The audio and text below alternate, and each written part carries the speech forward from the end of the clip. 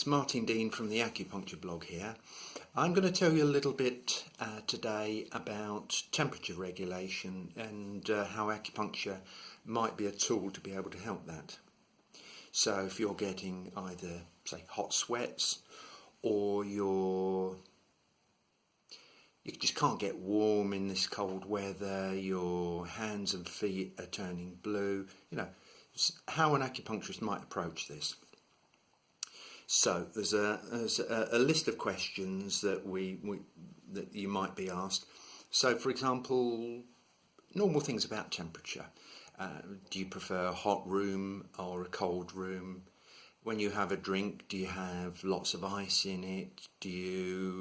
Is that the last thing you want? Are you going to have something that's piping hot?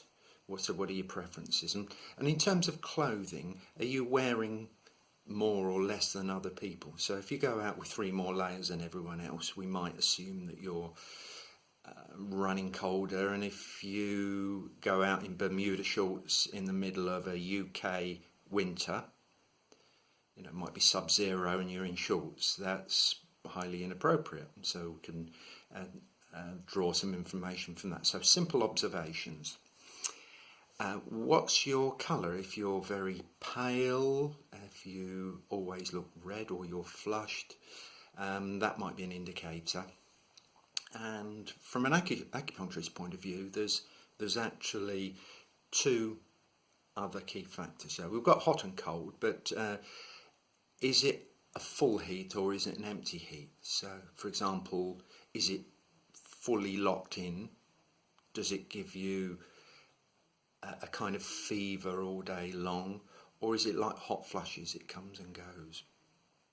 So you might walk into a shop and you suddenly flush bright red, and then by the time you've taken your jacket off or outer layers, then you're cold again, so you have to put it all back on again. So these are important factors. Let's have a look. And there's also the severity of the problem. So, is it really full on? So tonsillitis can be really quite full on, whereas a mild hot flush might be, you might manage it, get on with things, but it's a nuisance. So from that we'll work out whether it's say your heat condition needs to be cleared, or whether it comes from tiredness.